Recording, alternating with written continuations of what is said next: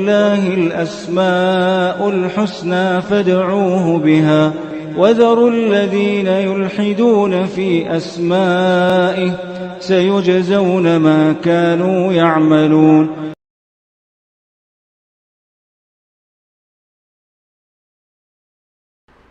بسم اللہ الرحمن الرحیم الحمد للہ رب العالمین وبہ نستعین وصلی اللہ وسلم علی سید الانبیاء والمرسلین وعلی آلہ واصحابہ اجمعین ومن تبعہم باحسان الی یوم الدین، اما بعد۔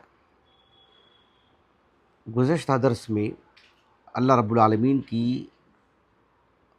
صفت الشخص، اس سے متعلق ہم نے ابتدائی گفتگو کی ہے، جس میں حسب معمول چونکہ ہماری جو شریعت مطہرہ ہے عربی زبان میں ہے، تو عربی زبان میں الشخص کا معنی کیا ہے، اس کو معاجم کی روشنی میں اور احادیث رسول اور دیگر قرآنی آیات میں اس کا جو استعمال ہے وہ آپ کے سامنے بیان کیا گیا ہے۔ آج کی اس نشست میں انشاءاللہ تعالی اللہ سبحانہ و تعالیٰ کے لیے الشخص، یہ جو صفت ہے، کس حدیث میں یہ مذکور ہے وہ حدیث میں آپ کو سناؤں گا انشاءاللہ تعالی، اور آنے والی نشست میں انشاءاللہ تعالی اصحاب علم نے سلف سے، پھر اس کے بعد جو آپ کے متبعین ہیں، آپ کے نقش قدم پر چلنے والے سلف کے، تو ان کے اقوال کی روشنی میں اس بات کو میں آپ کو ذکر کروں گا۔ اس سلسلے میں جو الشخص سے متعلق جو اصل ہے، جو حدیث ہے، وہ صحیحین کی حدیث ہے اور متفق علیہ روایت ہے۔ صحیح بخاری میں متعدد مقامات پر ہے، صحیح بخاری کی کتاب التوحید میں بھی ہے۔ امام بخاری رحمہ اللہ نے اس حدیث کو جو کتاب التوحید میں لے کر آئے ہیں، جو حدیث میں آپ کو سنانے جا رہا ہوں، امام بخاری رحمہ اللہ نے اس پر کیا باب قائم کیا ہے اور حدیث جو لے کر آئے ہیں اس میں کیا لفظ ہے، وہ اچھی طرح سنیں۔ لیکن یہی حدیث جو صحیح مسلم میں ہے، صحیح مسلم کی کتاب اللعان میں، کتاب الطلاق کے بعد کتاب اللعان میں، جس میں جو غیرت کا جو پہلو ہے، ایک مرد کے اندر جو غیرت ہوتی ہے، اس کو بیان کرنے کے لیے امام مسلم رحمہ اللہ اس حدیث کو وہاں ذکر کرے ہیں کتاب اللعان میں، اور میں آپ کو حدیث صحیح مسلم ہی سے سناؤں گا انشاءاللہ تعالی، اس لیے کہ وہ لفظ صحیح مسلم کی تاریخ میں ہے۔ اس حدیث کے جو راوی ہیں صحابی رسول مغیرہ بن شعبہ رضی اللہ عنہ، 50 ہجری آپ کا سن وفات ہے مغیرہ بن شعبہ کا رضی اللہ عنہ، بنو ثقیف سے ہیں۔ مغیرہ بن شعبہ رضی اللہ عنہ ابو عیسیٰ، آپ کہتے ہیں کہ سید الخزرج سعد بن عبادہ رضی اللہ عنہ، سعد بن عبادہ رضی اللہ عنہ عمر کے اعتبار سے، مقام مرتبے کے اعتبار سے بڑے صحابہ میں سے سید الخزرج ہیں۔ اوس اور خزرج جو قبیلے تھے نا، تو سید الخزرج ہیں سعد بن عبادہ، سعد بن معاذ سید الاوس۔ تو سعد بن عبادہ رضی اللہ عنہ بڑے غیور انسان تھے۔ اللہ رب العالمین نے عورتوں میں بھی غیرت رکھی ہے، مردوں میں بھی غیرت رکھی ہے، کسی کسی میں غیرت بہت زیادہ رہتی ہے۔ سعد بن عبادہ رضی اللہ عنہ میں اپنی بیویوں کو لے کر ایسی غیرت تھی کہ آپ نے ایک مرتبہ کہا، لو رأیت رجلا مع امرأتی لضربته بالسیف غیر مصفح، کہا کہ اگر میں کسی مرد کو میری بیوی کے ساتھ دیکھوں تو بالکل جو تلوار کا وہ حصہ جہاں سے انسان کو قتل کیا جاتا ہے نا، اس کی جو حد ہوتی ہے، اس کی جو تیزی ہوتی ہے، وہیں سے قتل کروں گا، اسی وقت مار دوں گا اس کو میں، اگر میں کسی مرد کو میری بیوی کے ساتھ دیکھوں۔ سعد بن عبادہ رضی اللہ عنہ کی غیرت سے متعلق کچھ ایسی باتیں بھی ملتی ہیں، اللہ ہی بہتر جانتا ہے اس کی حقیقت کیا ہے۔ شیخ محمد بن صالح العثیمین رحمہ اللہ تعالی، صحیح بخاری پر آپ کی جو تعلیقات ہیں اس میں آپ نے ذکر کیا کہ سعد ابن عبادہ رضی اللہ عنہ کی غیرت اتنی مشہور تھی کہ مثلا آپ نے کسی عورت سے شادی کی، کوئی مناسبت تھی جس کی وجہ سے آپ نے عورت کو طلاق دے دی، تو رشتہ ختم ہو گیا نا، لیکن سعد بن عبادہ رضی اللہ عنہ کی غیرت کا لوگوں کو اتنا احساس تھا کہ لوگ اس عورت سے شادی نہیں کرتے آپ کی غیرت کا لحاظ کرتے ہوئے، لیکن پتہ نہیں اس میں کتنی حقیقت کتنی سچائی ہے۔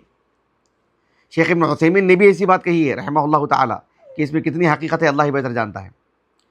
لیکن سعد بن عبادہ رضی اللہ عنہ نے اتنی بڑی بات کہی، رسول اللہ صلی اللہ علیہ وسلم کو اس کی خبر پہنچی، فبلغ ذلك رسول اللہ صلی اللہ علیہ وسلم، جب رسول اللہ صلی اللہ علیہ وسلم کو اس بات کی خبر پہنچی کہ سعد بن عبادہ نے رضی اللہ عنہ اتنی بڑی بات کہی ہے اور لوگوں کو حیرت ہو رہی ہے ان کی غیرت کو دیکھ کر کے، تو اللہ کے رسول نے کہا صلی اللہ علیہ وسلم اتعجبون من غیرت سعد، سعد بن عبادہ کی غیرت تمہیں تعجب میں ڈال دے رہی ہے، تم حیرت میں ہو کہ بھئی ایسی بھی غیرت کسی میں ہوتی ہے؟ کہا کہ فواللہ انا لاغیر من، اللہ کی قسم میری غیرت ان سے بھی زیادہ، میں ان سے بھی زیادہ غیور ہوں، فواللہ لانا اغیر من، اور کہا کہ واللہ اغیر منی، واللہ اغیر منی، اللہ مجھ سے زیادہ غیرت رکھتا ہے۔ اللہ سبحانہ و تعالیٰ کے لیے صفت الغیرہ وہ بھی اللہ تعالیٰ کی صفات میں سے ہے، اللہ رب العالمین کی صفات ذاتیہ میں سے ہے۔ اب یہاں اللہ تعالیٰ کی جو صفت الغیرہ ہے، چپٹے غور کیجیے، تقریباً ابھی کیا ہے 1447 ہجری، 1439 ہجری کی بات ہے، 1430 پر 9 ہجری، لیکن 2018 اور شعبان کا مہینہ تھا 1439 ہجری، اور 2018 یہی مہینہ اپریل کا مہینہ، اس میں اللہ رب العالمین کی صفت الغیرہ پر ہمارا درس ہوا یہیں پر الحمدللہ، یوٹیوب پر موجود ہے، تو اب اس پر ہم گفتگو نہیں کریں گے، اسی حدیث میں ہے وہ بات۔ لیکن اللہ کے رسول نے کہا صلی اللہ علیہ وسلم واللہ اغیر منی، اللہ مجھ سے زیادہ غیرت رکھنے والا ہے۔ اللہ تعالیٰ کی غیرت کما یلیق لشأنہ، جیسے اللہ تعالیٰ کے وجود پر ایمان، جیسے اللہ تعالیٰ کی صفت الحیات پر ایمان، اللہ تعالیٰ سنتا ہے اس پر ایمان، ویسے اللہ رب العالمین کی صفت الغیرہ پر۔ اب یہاں سے دھیان دیں، اللہ کے رسول نے کہا صلی اللہ علیہ وسلم اللہ رب العالمین مجھ سے زیادہ غیور ہے، واللہ اغیر منی۔ اب اس کے بعد کیا کہا اللہ کے رسول نے صلی اللہ علیہ وسلم؟ من اجل ذالک، یہ جو علت ہوتی نا، علت سبب، یعنی کسی نے کوئی کام کیا، کہ ہم نے کوئی بات کہی، ہم نے کوئی عمل کیا، اس کی ایک وجہ ہوتی ہے نا، اس کا ایک سبب ہوتا ہے نا۔ کتاب و سنت میں بھی اللہ رب العالمین کی طرف سے جو اوامر ہیں، جو نواہی ہیں، اغلب یہی ہے کہ اللہ رب العالمین نے اسے معلل بیان کیا ہے، تعلیل کے ساتھ، علت کے ساتھ، سبب کے ساتھ۔ اور کئی ایک مقامات پر اللہ نے بیان نہیں کیا ہے، لیکن اہل علم کو اللہ نے وہ قوت و صلاحیت عطا کی ہے کہ وہ اس کا استخراج کرتے ہیں، بتاتے ہیں کہ اس میں یہ علت ہے۔ بہت نادر کچھ ایسے مقامات ہیں جہاں پر اللہ رب العالمین نے کوئی علت بتائی نہیں ہے، واللہ یعلم وانتم لا تعلمون، ایسے متعدد مقامات پر بھی اللہ نے بات کہی ہے۔ لیکن علت کا جو استخراج ہوتا ہے، جسے ہم کہتے ہیں نا کہ اصول الفقہ میں، قیاس کی مباحث میں، مسالک العلہ، اس میں علت کے استخراج میں جو الفاظ جن کو رکھ کر کے مطلب یہ بات سمجھی جاتی ہے کہ علت کیا ہے، اس میں ایک قوی جو لفظ ہے وہ یہی ہے، سب سے قوی لفظ بلکہ من اجل ذالک، یعنی من اجل جسے ہم کہتے ہیں نہیں، مطلب اس سبب سے، گویا کہ علت بتائی جا رہی ہے کہ اللہ تعالیٰ مجھ سے زیادہ غیور ہے۔ اب اس کی غیرت کا تقاضا کیا ہے؟ کہا کہ من اجل ذالک حرم اللہ الفواحش ما ظہر منہا وما بطن، اللہ تعالیٰ غیرت رکھنے والا ہے، اللہ تعالیٰ غیور ہے، اپنے غیور ہونے کے سبب اللہ رب العالمین نے فواحش کو حرام قرار دیا ہے، فحش کو حرام قرار دیا ہے، زنا کو یا زنا کے قریب لے جانے والے جتنے بھی اعمال ہیں اللہ نے اسے حرام قرار دیا ہے، ما ظہر منہا وما بطن۔ یہ ایک بات ہو گئی۔ اب یہاں سے ہمارے موضوع کا حصہ، صحیح مسلم سے حدیث سنا رہا ہوں میں آپ کو، صحیح بخاری سے نہیں، کیونکہ یہ لفظ صحیح بخاری میں نہیں ہے۔ کون سا لفظ؟ اللہ کے رسول نے کہا صلی اللہ علیہ وسلم لا شخص اغیر من اللہ، اللہ تعالیٰ سے بڑھ کر، اللہ تعالیٰ سے زیادہ کوئی شخص غیور نہیں ہے، کوئی شخص غیور نہیں ہے، یعنی کوئی شخص کہا، جیسے ہم کہتے ہیں کہ اتنے سارے لوگ بیٹھے ہوئے ہیں، ہم کہتے ہیں کہ ہم نے کوئی بات کہی، کہا کہ ایک شخص نے بھی ایسا نہیں کہا، مطلب کون ہے بھائی؟ سب کے لیے شخص کا لفظ استعمال ہو رہا ہے، سب کے لیے لفظ استعمال ہو رہا ہے، بات واضح ہو رہی؟ تو اسی اعتبار سے اللہ تعالیٰ نے کہا، اللہ کے رسول نے کہا صلی اللہ علیہ وسلم، اور یہ وحی کی روشنی میں کہا کہ لا شخص غیر من اللہ، اللہ سے بڑھ کر کوئی شخص غیور نہیں ہے، مطلب اللہ بھی ایک شخص ہے، یعنی ایک سے مراد یعنی اللہ رب العالمین کے لیے بھی یہ لفظ استعمال ہوگا، یعنی اشخاص میں سے اللہ تعالیٰ نہیں ہے، نعوذ باللہ، کیسے ہو سکتا ہے؟ خالق مخلوق میں تباین ہے، خالق مخلوق، لیکن لفظ کی بات بتا رہا ہوں، اللہ تعالیٰ ایک شخص سے مراد یعنی یہ لفظ اللہ کے لیے بھی استعمال ہوگا، جیسے اللہ رب العالمین کے لیے صفت السمع، اللہ رب العالمین کے لیے صفت البصر، تو اللہ رب العالمین الشخص، یہ لفظ اللہ رب العالمین کے لیے، وہ اللہ تعالیٰ کی صفات میں سے ہے۔ یہاں تک بات واضح ہو گئی؟ اب دیکھو اللہ کے رسول نے کہا صلی اللہ علیہ وسلم لا شخص احب الیہ العذر من اللہ، اللہ سبحانہ و تعالیٰ سے بڑھ کر کے کوئی شخص ایسا نہیں جسے معذرت پسند ہو، معذرت پسند ہو۔ ذرا دھیان دیجئے، یعنی ایک شخص سے کوئی بات ہو جاتی ہے نا، ایک شخص وہ ہوتا ہے جسے گناہ ہوتا ہے اور معافی نہیں مانگتا ہے اور کوئی معذرت بھی نہیں پیش کرتا ہے، اب بھلا اس شخص کے لیے کیا معاملہ اختیار کریں گے بتائیے؟ لیکن کوئی شخص اپنا کوئی معاملہ، اس سے کوئی چوک ہو گئی، کوئی غلطی ہو گئی، لیکن معذرت بھی پیش کر رہا ہے، اپنا ایک عذر پیش کر رہا ہے، اور عذر درست ہے، اس کا ایک شرعی عذر ہے، مقبول عذر ہے، تو اس کے عذر کو قبول کرنا چاہیے۔ کہا کہ اللہ سبحانہ و تعالیٰ کہا کہ سے بڑھ کر کے کوئی شخص ایسا نہیں جسے معذرت پسند ہو۔ اللہ رب العالمین کو، اللہ رب العالمین کی ذات ایسی ذات ہے جو معذرت کو قبول کرتی ہے۔ کسی بندے نے کوئی معذرت پیش کر دی، اے اللہ میرے لیے عذر ہے، اللہ رب العالمین کے ہاں اس کا عذر مقبول، اگر واقعی وہ عذر ہے تو کتنی بڑی بات ہے، سبحان اللہ، غور کیجیے آپ۔ اللہ کے رسول صلی اللہ علیہ وسلم نے اس بات کو بیان فرما کر کے کہا کہ من اجل ذلک بعث اللہ المرسلین مبشرین و منذرین، اللہ رب العالمین کو عذر سب سے زیادہ مطلب پسند کسی بندے سے متعلق، یعنی ایسا نہیں ہوگا کہ اللہ رب العالمین کسی بندے کو یوں ہی اٹھا کے جہنم میں ڈال دے گا۔ سب سے پہلی بات یہ کہ اس کے لیے جو عذر ہو سکتا ہے وہ عذر کے دروازے بند کرے گا اللہ رب العالمین، اس پر حجت قائم کرے گا، اس کے لیے کہیں سے بھی کوئی عذر ہے تو اس کے لیے معافی کا دروازہ کھلا ہے۔ جب اس کے لیے اللہ تعالیٰ نے پورے عذر کے دروازے بند کر دیے ہیں، اب اس کے لیے معذرت کا کوئی راستہ نہیں ہے، سب چیزیں اللہ کی طرف سے فراہم کر دی گئی ہیں، پھر تو اس کی کوئی معذرت نہیں رہ گئی ہے۔ لیکن اس کے لیے کوئی راستہ کھلا ہے، کوئی اسے بتانے والا نہیں، کوئی سمجھانے والا نہیں، یا انسان ایسا تھا کہ جو ہے عقل کام نہیں کر رہی تھی، یا جو طاقت کام نہیں کر رہی تھی، یا نیند غالب آ گئی تھی، یا کوئی اور معاملہ آ گیا تھا، عذر تھا اس کے لیے، عذر ہے تو اللہ تعالیٰ کے ہاں اس کے لیے عذر مقبول۔ کہا کہ لا شخص احب الیہ العذر من اللہ من اجل ذلک بعث اللہ المرسلین مبشرین و منذرین، یہاں پر بھی شخص کا لفظ استعمال کیا اللہ کے رسول نے صلی اللہ علیہ وسلم، لا شخص احب الیہ العذر من اللہ تعالی۔ تیسری بات اللہ کے رسول نے کہا صلی اللہ علیہ وسلم لا شخص احب الیہ المدحۃ من اللہ تعالی، ہر شخص کو اپنی تعریف پسند ہے کہ نہیں ہے؟ نہیں، یا برائی پسند ہے؟ کون برائی پسند کرے گا اپنی؟ ہرگز نہیں، ہر شخص چاہتا ہے کہ میری عزت ہو، میرا احترام ہو، میری تعریف ہو۔ سب سے زیادہ تعریف اللہ کو اپنی پسند ہے، یعنی اللہ سبحانہ کہ لا شخص احد احب الیہ المدحۃ من اللہ تعالی، المدحہ، اللہ سے بڑھ کر کوئی شخص ایسا نہیں ہے جسے اپنی تعریف پسند ہو۔ من اجل ذلک وعد اللہ الجنہ، اسی سبب اللہ رب العالمین نے جنت بنائی، اور اہل جنت اللہ رب العالمین کے حمد و ثنا بیان کریں گے، اللہ کی تعریف بیان کریں گے، اللہ تعالیٰ کے حمد و ثنا کا، اللہ تعالیٰ کے فضل کا ایک مظہر ہے، وہ ایک قوی مظہر ہے، بڑا مظہر ہے۔ ان تینوں مقامات پر غیرت سے متعلق، کسی کی عذر کو قبول کرنے سے متعلق، واقعتاً اس کا عذر ہو، اللہ رب العالمین کو اپنی تعریف بہت پسند ہے، سب سے زیادہ پسند۔ ہر مطلب شخص جو ہوتا ہے، ایک انسان، شخص ایک لفظ کے اعتبار سے اللہ رب العالمین کے لیے بھی لفظی اشتراک ہے، معنی کا اشتراک نہیں، خالق مخلوق میں فرق ہے۔ فلا تضربوا للہ الامثال وله المثل الاعلیٰ، یہ دونوں سورۃ النحل کی آیتوں کا حصہ ہے۔ تو اللہ رب العالمین، اللہ کے رسول نے کہا صلی اللہ علیہ وسلم لا شخص 3 مرتبہ کہا۔ غور طلب بات یہ ہے کہ اللہ کے رسول صلی اللہ علیہ وسلم جو اللہ سبحانہ و تعالیٰ سے سب سے زیادہ معرفت رکھتے ہیں پورے بندوں میں، آپ صلی اللہ علیہ وسلم نے اللہ رب العالمین کے لیے شخص کا لفظ استعمال کیا۔ یہاں تک بات واضح ہوئی، اچھی طرح سے آگے بڑھیں۔ یہ جو حدیث میں نے آپ کو سنائی ہے، یہ حدیث صحیح مسلم سے میں نے آپ کو سنائی ہے، صحیح مسلم کی کتاب اللعان سے، بات واضح ہو گئی؟ اب دھیان دینے کی بات یہ ہے کہ امام بخاری رحمہ اللہ تعالی اپنی الصحیح کی کتاب التوحید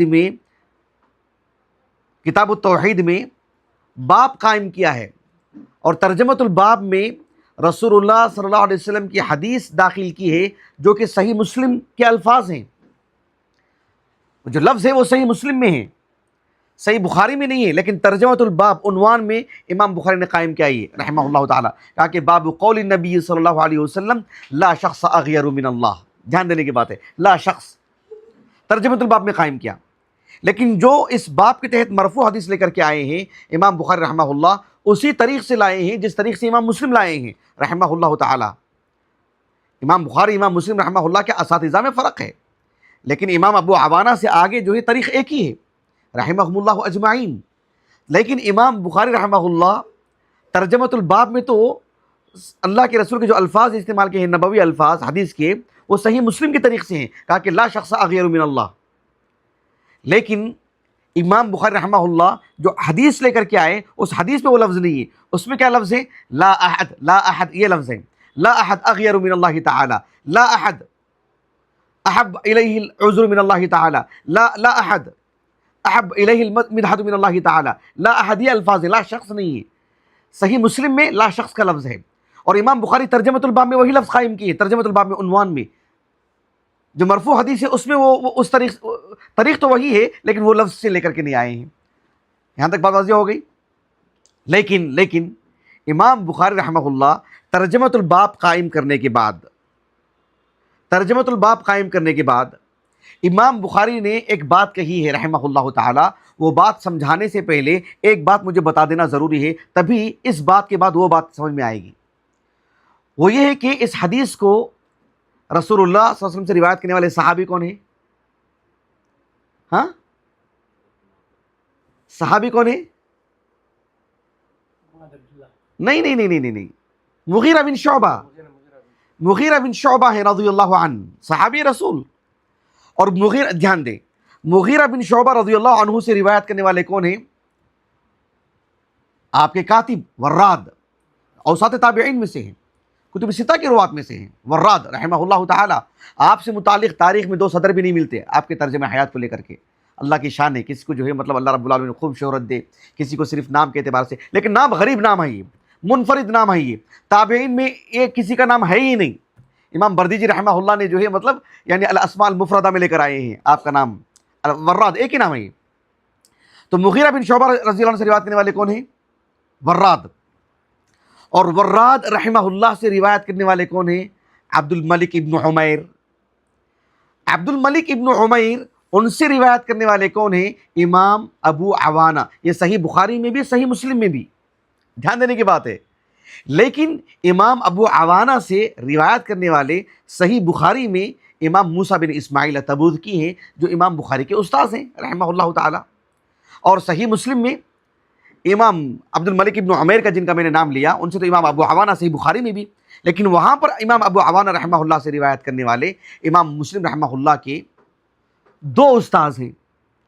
ایک ہیں عبید اللہ ابن عمر القواریری، معروف شیخین کے اساتذہ میں سے، اور دوسرے استاذ ہیں جو اپنی کنیت سے مشہور ہے ابو کامل فضیل ابن حسین الجحدری، جو کہ صحیح بخاری میں، پوری صحیح بخاری میں ایک مقام پر امام بخاری رحمہ اللہ نے معلق روایت میں ان کا ذکر کیا ہے، اور وہ بھی بڑی دلچسپ بات ہے جو ابن حجر نے بڑی دلچسپ بحث کی ہے. بہرحال کہنے کا مقصود یہ ہے کہ اس حدیث کا جو مدار ہے اس اسناد کا، وہ ہے عبد الملک ابن عمیر رحمہ اللہ تعالی.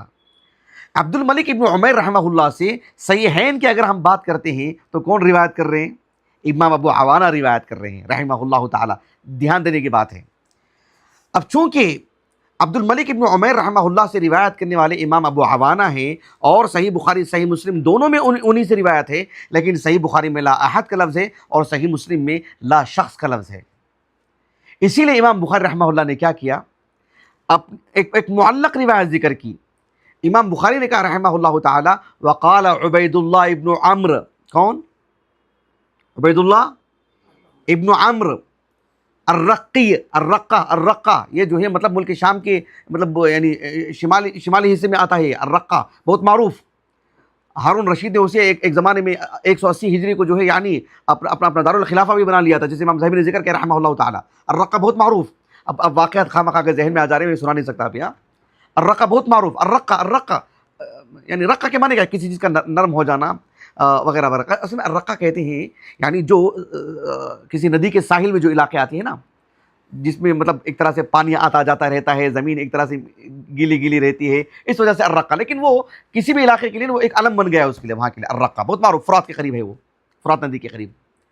تو یہ جو الرقہ ہے وہاں کے ہیں یہ عبید اللہ ابن عمرو، عبید اللہ عمر نہیں، جن کا بھی میں نے نام لیا تھا صحیح مسلم میں، امام مسلم کے استاذ، وہاں پر وہ امام بخاری کے بھی استاذ ہیں، لیکن اس سند میں امام مسلم کے استاذ ہیں۔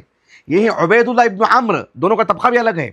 عبید اللہ ابن عمرو جو ہیں وہ عبد الملک سے بھی روایت کرتے ہیں، عبد الملک ابن عمیر سے، لیکن وہ وہی لفظ استعمال کرتے ہیں جو امام ابو عوانہ کی طریق سے آ رہا ہے۔ مشکل ہو جائے گی آپ کو، میں ذرا سمجھاتا ہوں۔ دیکھیے رسول اللہ صلی اللہ علیہ وسلم، آپ سے روایت کرنے والے کون؟ مغیرہ بن شعبہ رضی اللہ عنہ۔ آپ سے روایت کرنے والے کون؟ وراد، اور وراد سے روایت کرنے والے عبد الملک ابن عمیر۔ عبد الملک ابن عمیر سے روایت کرنے والے امام ابو عوانہ ہیں، جو صحیح بخاری صحیح مسلم دونوں میں روایت ہیں۔ لیکن وہی عبد الملک ابن عمیر، ان سے روایت کرنے والے ایک ابو عوانہ ہیں، جسے ہم آپ کو پڑھا رہے ہیں، یہ سب آپس میں ایک دوسرے کے ساتھی ہیں۔ ویسے عبد الملک ابن عمیر سے ایک روایت کرنے والے کون ہیں؟ ابو عوانہ، اور دوسرے ہیں روایت کرنے والے جن کا نام ہے عبید اللہ ابن عمرو۔ کیا نام ہے؟ ایک تیسرے بھی نام ہے، ایک تیسرا بھی امام مسلم نے ذکر کیا ہے، زائد قدامہ ابن زائدہ، قدامہ ابن عفن عکس زائدہ ابن قدامہ رحمہ اللہ تعالی۔ اچھی طرح بات واضح ہو گئی؟ اب ذرا مشکل ہو جائے گی آپ کو، لیکن میں انشاءاللہ دھیرے دھیرے کر کے سمجھاؤں گا۔ امام ابو عوانہ رحمہ اللہ جو عبد الملک ابن عمیر سے روایت کرتے ہیں، صحیح بخاری صحیح مسلم دونوں میں ان کی روایت ہے، لیکن صحیح مسلم میں شخص کا لفظ ہے، صحیح بخاری میں نہیں ہے۔ لیکن عبید اللہ ابن عمرو الرقی جو امام ابو عوانہ رحمہ اللہ کے ہم سبق ہیں، اس اعتبار سے کہ وہ عبد الملک ابن عمیر سے روایت کرتے ہیں، وہ بھی شخص کا لفظ ہی استعمال کرتے ہیں۔ صحیح بخاری کی جو اصل حدیث ہے اس میں شخص کا لفظ نہیں ہے، اس لیے معلق روایت لے کر کے امام بخاری رحمہ اللہ تعالی، وہ جو معلق روایت ہے، حافظ بن حجر رحمہ اللہ کہتے ہیں کہ امام ابو محمد دارمی رحمہ اللہ تعالی، سنن دارمی، اس میں یہ روایت موجود ہے۔ میں نے ابن حجر کی نشاندہی کے بعد کھول کر کے دیکھا، کتاب النکاح میں ہے، باب الغیرہ کے تحت، اور اس میں زکریا ابن عدی رحمہ اللہ تعالی، ان کی طریق سے پھر عبید اللہ بن عمرو، اور پھر وہ عبد الملک بن عمیر سے پھر آگے پوری مکمل وہی روایت، اور اس میں کیا لفظ ہے؟ اس میں شخص ہی کا لفظ ہے، سبحان اللہ، جو کہ امام بخاری رحمہ اللہ ثابت کرنا چاہتے ہیں، جو امام بخاری رحمہ اللہ ترجمۃ الباب میں قائم کر رہے ہیں، اور پھر اس میں بھی قائم کر رہے ہیں معلق روایت کے ذریعے سے، اور یہ معلق روایت سنن دارمی میں ہے، اور اسی طریق سے زکریا ابن عدی، عبید اللہ ابن عمرو، آگے وہی طریق، اور اس میں کیا ہے؟ اس میں یہی لفظ ہے، سبحان اللہ۔ اور اسی طرح سے آپ دیکھو کہ امام ابو عوانہ رحمہ اللہ، وہ ابو عوانہ نہیں جو صحیح بخاری صحیح مسلم کی طریق میں ہے، وہ تو ابو عوانہ الوضاح ابن عبداللہ الیشکری ہیں، یا ابو عوانہ یعقوب الاسفرائینی رحمہ اللہ تعالی، صاحب الصحیح المستخرج علی صحیح مسلم، یا صحیح ابی عوانہ بھی کہتے ہیں اس کو، تو اس کی بھی نشاندہی کی ابن حجر نے رحمہ اللہ تعالی، اور میں کھول کر کے دیکھا اس کو اللہ تعالیٰ کے فضل و کرم سے۔ تو مسند ابی عوانہ میں بھی، یا صحیح ابی عوانہ میں بھی اس میں یہی حدیث ہے، لیکن کس اعتبار سے ہے؟ ابو عوانہ رحمہ اللہ متعدد طرق سے لے کر کے آئے ہیں۔ ابو عوانہ رحمہ اللہ کے ایک استاذ ہیں جن کا نام ہے محمد ابن عیسیٰ ابن ابی موسیٰ العطار الابرس، اور وہ روایت کرتے ہیں کن سے؟ جن سے امام دارمی روایت کر رہے ہیں، کون؟ زکریا ابن عدی، اور پھر وہ آگے اسی طریقے سے روایت جاتی ہے، عبید اللہ ابن عمرو، پھر آگے وہی طریق مکمل جو صحیح بخاری کی ہے، صحیح بخاری کی جو معلق روایت ہے، یا صحیح بخاری کی جو ہے مطلب یعنی جو عبد الملک بن عمیر والی جو روایت ہے۔ اور امام ابو عوانہ رحمہ اللہ کے ایک اور استاذ بھی ہیں جن کا نام ہے ابو امیہ، کنیت سے مشہور ہیں، وہ اپنے بیک وقت دو استاذ سے روایت لاتے ہیں، ایک کا نام ہے منصور ابن سقیر، اور دوسرے استاذ کا نام ہے عمرو ابن عثمان، پھر وہ دونوں عبید اللہ ابن عمرو سے روایت کرتے ہیں، اور پھر وہ عبد الملک بن عمیر سے، آگے پھر وہی روایت جو صحیح بخاری کی ہے۔ تو صحیح ابی عوانہ، اس میں بھی جو سارے طرق میں نے آپ کے سامنے ذکر کی ہیں الحمدللہ، اس میں بھی یہی لفظ ہے کہ شخص لا شخص۔ بات واضح ہو گیا آپ کو؟ اور صحیح مسلم میں بھی، حتیٰ کہ امام حافظ بن حجر نے رحمہ اللہ کہا کہ امام ابو بکر الاسماعیلی رحمہ اللہ جو صحیح بخاری پر استخراج کا کام کیا ہے، آپ بھی ان دونوں استاذوں سے، جو ایک عبید اللہ بن عمر ابن میسرہ ہیں جن کا بھی میں نے نام لیا تھا الجشمی، جس میں امام مسلم رحمہ اللہ لے کر کے آئے ہیں، اور دوسرے وہی جس میں امام مسلم رحمہ اللہ لے کر کے آئے ہیں ابو کامل فضیل ابن حسین الجحدری، ان دونوں سے روایت لے کر کے آئے ہیں کون؟ امام ابو بکر اسماعیلی رحمہ اللہ۔ اب ان کے المستخرج تو ہم نے کبھی دیکھا نہیں، اور دنیا میں ہے یا نہیں یہ بھی جو ہے مطلب ایک موضوع ہے، ہو سکتا ہے کہیں ابھی مخطوطہ کی شکل میں ہو، لیکن ابن حجر نے تقریباً اس کا احاطہ کر لیا اپنے الفتح میں رحمہم اللہ اجمعین۔ بہرحال تو وہ بھی ان دونوں سے، اور تیسرے نام ہے جن کا نام ہے محمد بن عبد الملک یعنی ابن ابی شوارب، ان تینوں کے طریق سے آگے پھر وہی عبید اللہ بن عمرو والی روایت۔ اس سے آپ اندازہ لگائیے کہ ان سارے طرق میں شخص کا ہی لفظ ہے، لا شخص لا شخص لا شخص۔